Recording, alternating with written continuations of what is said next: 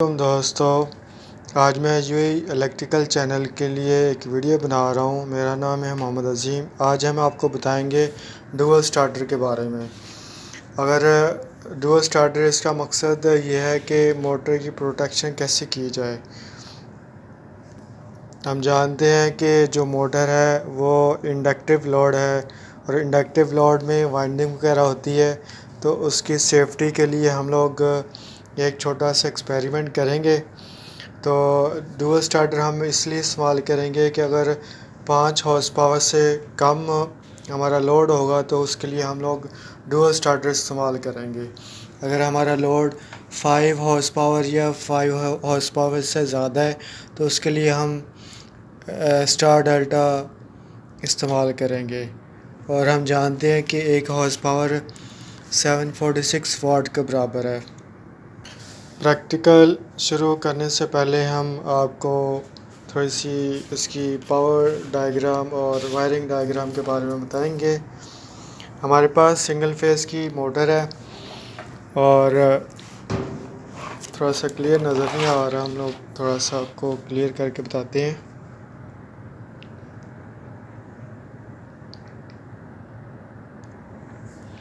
ये हमारे पास power diagram और वायरिंग डायग्राम है। ये हमारे पास 2 पोल का सर्किट ब्रेकर है। ये इधर से फेज़ हम लोगों ने लिया लाइन 1 में। लाइन 1 से हम लोग लेके जाएंगे लाइन 2। ये हमारे पास जो चीज़ें इस्तेमाल हो रही हैं इसके अंदर हम लोग एक स्टार्टर इस्तेमाल करेंगे, 2 पोल का सर्किट ब्रेकर इस्तेमाल करेंगे और ये हमारे पास ओवरलोड रिले है और इसमें 2 पुश बटन है ऑन ऑफ के लिए और 3 इंडिकेटर हैं। एक ट्रिप के लिए है, एक स्टॉप के लिए है और एक स्टार्ट के लिए। और जो लोड हम लोग इस्तेमाल करेंगे वो मोटर के लिए है, लेकिन इस एक्सपेरिमेंट में हम मोटर के बजाय एक बल्ब को इस्तेमाल करेंगे। जैसे कि हम जानते हैं, इस डायग्राम में हम देख सकते हैं कि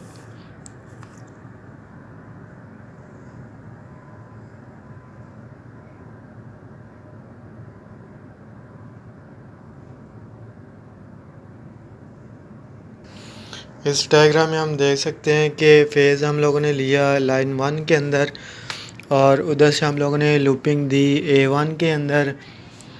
A1 हम इसमें देख सकते हैं कि हमारे पास स्टार्टर है और A1 इसके अंदर ये वाला है और A2 ये नीचे वाला है। और इस डायग्राम के अंदर हम लोगों ने जो फेज़ है वो तीन हमारे पास इंडिकेटर हैं। हम लोगों ने ये फेज़ से एक लाइन 1 के अंदर दी है फेज़ और उधर से लूप हम लोगों ने दिया है A1 के अंदर, जैसे कि हम इसके डायग्राम के अंदर देख सकते हैं। और ये जो 3 इंडिकेटर हैं ट्रिप, स्टॉप और स्टार्ट, इसके अंदर हम लोगों ने लूपिंग दी है और यहाँ से हम लोगों ने न्यूट्रल लिया है लाइन 3 के अंदर। लाइन 3 हमारा असल में न्यूट्रल है और उधर से न्यूट्रल से हम लोगों ने एक लूपिंग दी है 95 ओवरलोड के अंदर। जैसे कि हम लोग इस डायग्राम के अंदर देख सकते हैं कि 95 नॉर्मली क्लोज है और इस डायग्राम के अंदर हम लोगों ने 95 से एक लूपिंग दी है 97 के अंदर। और 95 जो है इसमें हम लोग ओवरलोड रिले में देख सकते हैं कि जो 95 है वो हमारा इसमें से हम लोगों ने 96 से आउट निकाला है और 95 से हम लोगों ने लूपिंग दी है 97 के अंदर, जैसे कि हम लोग इस डायग्राम में देख सकते हैं। और 97 से आगे हम लोगों ने 98 से आउटपुट निकाला है। 95 से हम लोग लेके गए हैं 96 से हम लोग लेके गए हैं स्टॉप के NC के अंदर और उधर से हम लोगों ने एक लूपिंग दी है स्टार्ट के NO के अंदर। और 96 से हम लोग लेके गए हैं स्टॉप के NC के अंदर, इन के अंदर, और उधर से ऊपर से आउट निकाला है स्टार्ट के NO के अंदर। और स्टॉप से हम लोग लेके जाएंगे एक लूपिंग एनसी के स्टार्टर के एनसी के अंदर, और स्टार्टर के एनसी के अंदर, और इस स्टार्टर के आउट से हम लोगों ने निकाला है स्टॉप जो इंडिकेटर हमारे पास, और स्टार्ट जो है एन ओ है उधर से आउट से हम लोगों ने एक लूपिंग दी है एन ओ के अंदर, जैसे कि हम लोग ये स्टार्टर के देख सकते हैं एन ओ के अंदर 13 नंबर के अंदर, और उधर से हम लोगों ने आउट निकाला है ये इंडिकेटर के एन ओ के अंदर। अभी हम प्रैक्टिकल की तरफ चलते हैं। ये हम लोगों ने इसको ऑन किया है, ये स्टॉप का बटन ऑन हो गया। ये हमारे पास ये एक ये है एक ट्रिप का बटन है इंडिकेटर का, एक स्टॉप का है और एक स्टार्ट का है। तो अभी हम लोग इसको ऑन करेंगे अपने लोड को।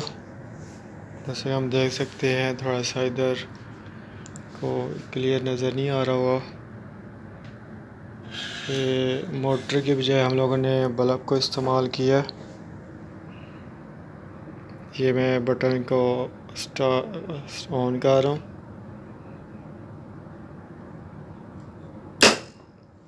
जैसा कि हम लोग देख सकते हैं कि ये हमारा बल्ब ऑन हो गया।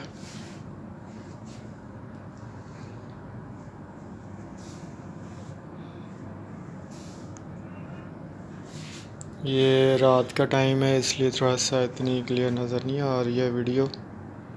अभी हम लोग इसको बंद करेंगे।